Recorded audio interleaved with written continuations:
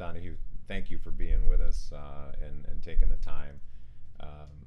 I want to say I'm a huge fan, and my father also was a huge fan. We're third generation freight brokerage, and most of the country, most of the world knows you as the president and CEO of the U.S. Chamber of Commerce. But not everyone knows that you were president and CEO of the American Trucking Associations, and you helped shepherd, and that was 1984. You helped shepherd the trucking industry and really the economy through deregulation, and I can only imagine the challenge that you faced as head of the ATA. I mean, can you tell us just a little bit about the fireworks that you must have experienced during that time?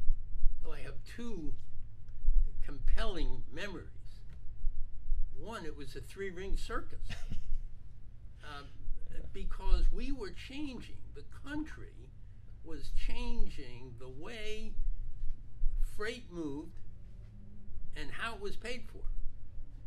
And it affected how the companies were structured, and it took away the right to sort of set their own rates in a mandatory way.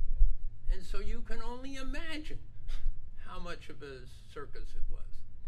The second memory I have is I never knew a group of people that cared more about their country, that cared more about their communities, that understood that they were essential to everything that happened in their neighborhoods. And they could be the meanest, toughest, swearingest people you ever dealt with, and they would take care of their friends and neighbors like they were their family. Yeah. And when I was ready to take the job at the chamber, and remember I had worked there before, I will tell you that I was married for 54 years to one of the greatest women in the world, and we agreed, and because I usually listen to her, very smart, but we agreed on most everything, and she said, I don't want to leave the truckers to go to the chamber. It's the people, Tom. These are my friends. Yeah. And I said, yes, and we're sort of, I'm going to talk you into leaving the truckers to go do this, because the chamber was in real trouble. And this is critical to our country, our economy, and our way of life. And I'll still keep my foot in the truckers, don't worry. And I will tell you, when you put them together, they were the two great employment experiences of my life. Yeah, and I think we all benefited. When during deregulation, just before deregulation, we went from transportation is a 15% of U.S. GDP. Several years later, fast forward, under this new efficient system that you helped usher in and shepherd, we got to 8.5%, and I don't know another economic impact. You'd have to almost go back to World War, the boom after World War II. Well, the biggest ever economic impact was the locomotive. Yeah, true. Now, I will tell you, though, there were two numbers there when you went from there down to 8%. It was that because of the changes that were made, you certainly became more efficient.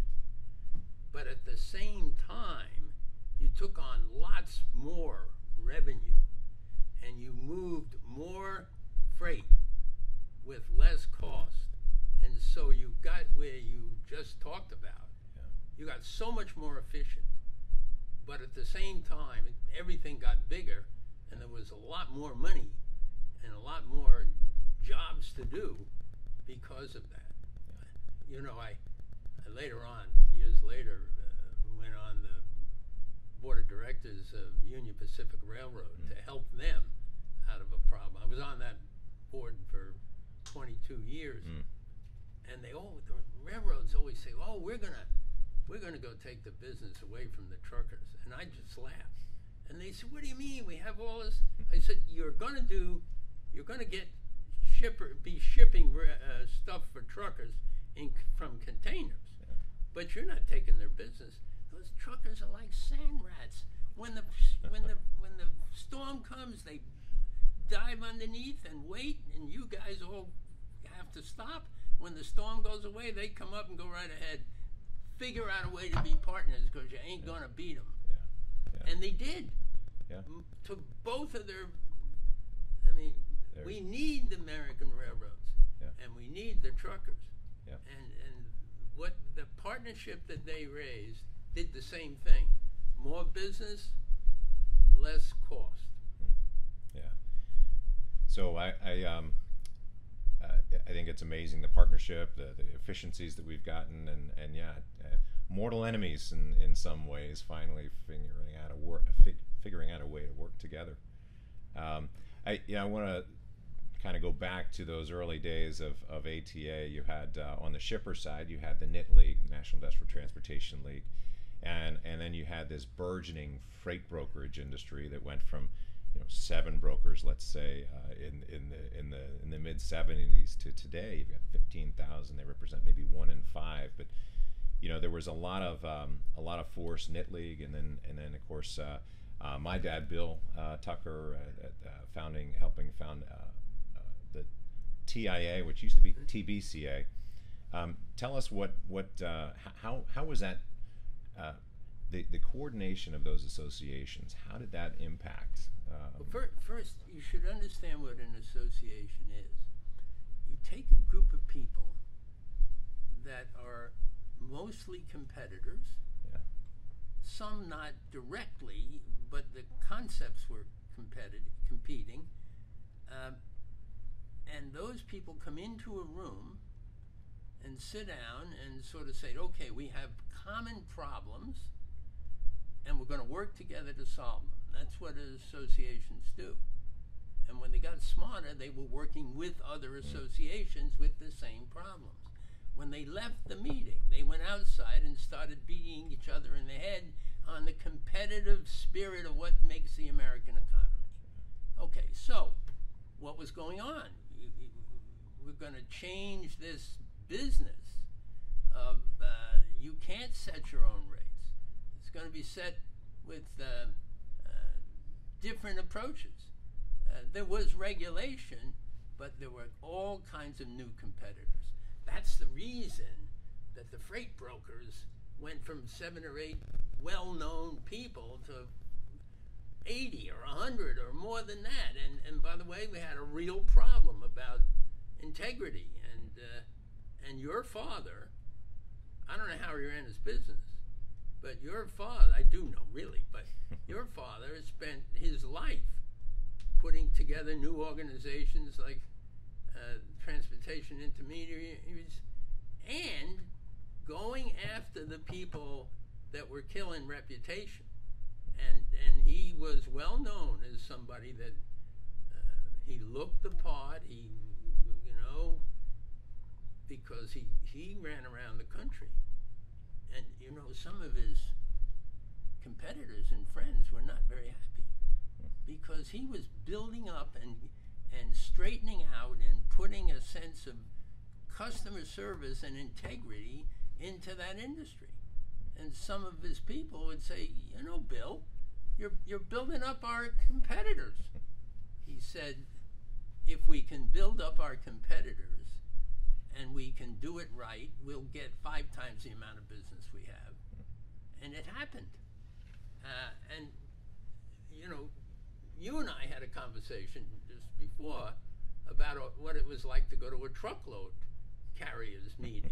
I mean, it was better than the movies. And at our big meetings, we'd spend a lot of time doing it.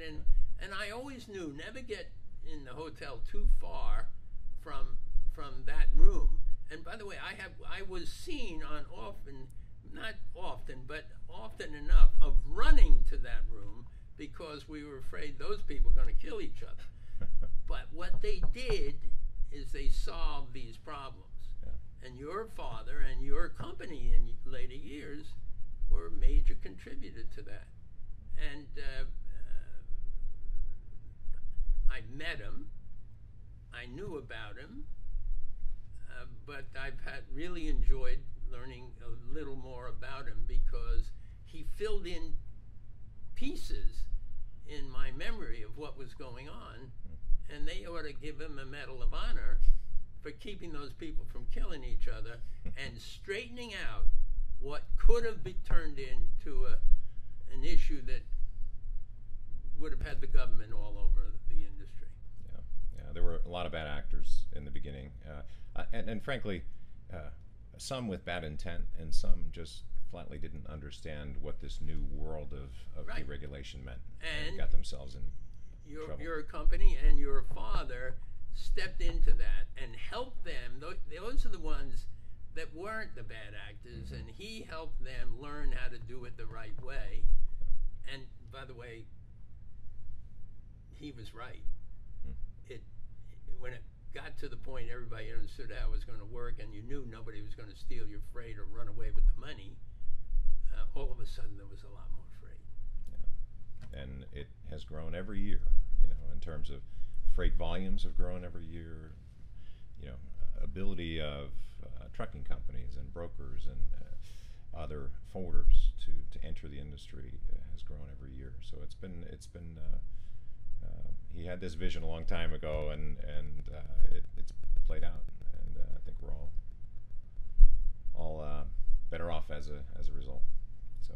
And so now, you have his two sons in the business, and I thought about it after our conversation this morning, because as you know, I have two of my three sons are together in a significant business.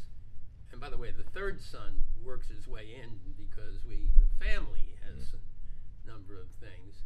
And so the big question is to celebrate what your dad did and then keep doing it yourself. Yeah. Because the trucking business is all about small trucking companies that then service bigger trucking companies, and then the big guys that work with railroads.